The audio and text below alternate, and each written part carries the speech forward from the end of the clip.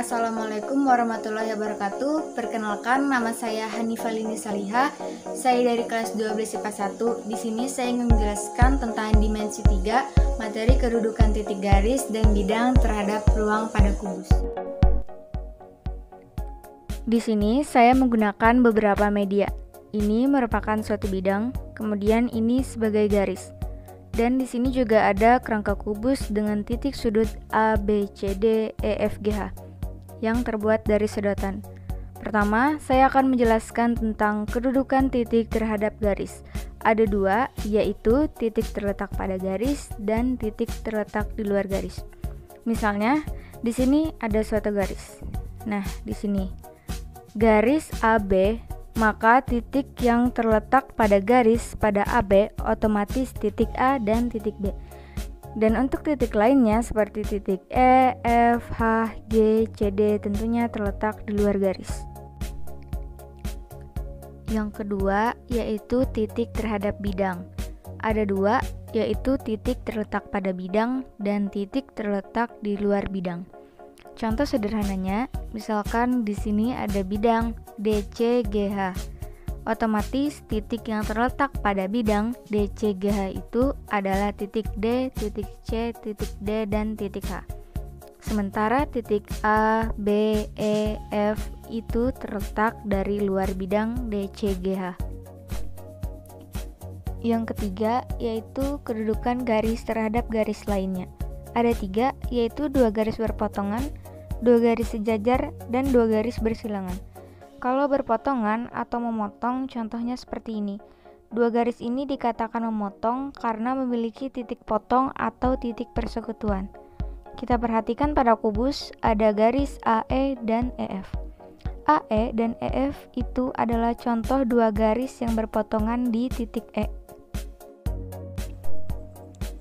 Kemudian, apabila kita buat garis baru seperti ini, garis AF dan EB, maka AF dan EB juga garis yang berpotongan di tengah sini.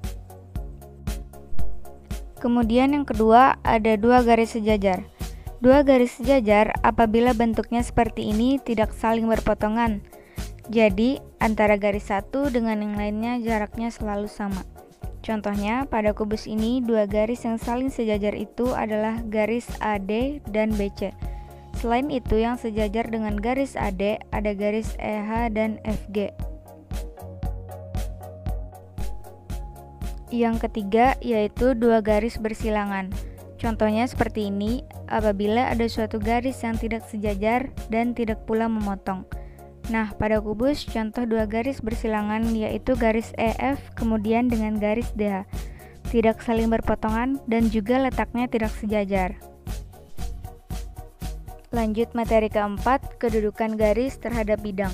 Kedudukan ini ada tiga, yaitu garis terletak pada bidang, sejajar dengan bidang, dan garis yang memotong atau menembus bidang. Yang pertama, garis pada bidang. Contoh di sini ada bidang DCGH. Maka garis yang ada pada bidang ini yaitu garis DC, CG, GH, dan DH. Yang kedua, garis sejajar dengan bidang. Jarak antara garis dan bidang harus selalu sama supaya dikatakan sejajar. Contohnya, misalkan di sini bidang DCGH. Salah satu garis yang sejajar dengan bidang DCGH adalah EF. Karena apabila kita proyeksikan ke HG, maka EF dan HG itu saling sejajar, sehingga EF dan bidang DCGH itu yang dikatakan sejajar. Yang ketiga yaitu garis yang memotong atau menembus bidang. Contohnya di sini ada bidang DCGH dan di sini ada garis BC. BC ini adalah garis yang menembus pada bidang DCGH ini. Materi yang kelima yaitu kedudukan bidang terhadap bidang lainnya. Kedudukannya ada dua, yaitu dua bidang sejajar dan dua bidang berpotongan. Contoh dua bidang sejajar yaitu ada bidang BCGF dan ada bidang ADHE. Nah, maka dua bidang ini dikatakan sejajar karena jaraknya yang sama. Sementara apabila kita letakkan bidang di atas sini atau di belakang, maka dua bidang ini dikatakan saling berpotongan karena ada garis persekutuannya atau ada garis temunya di sini, yaitu garis DH.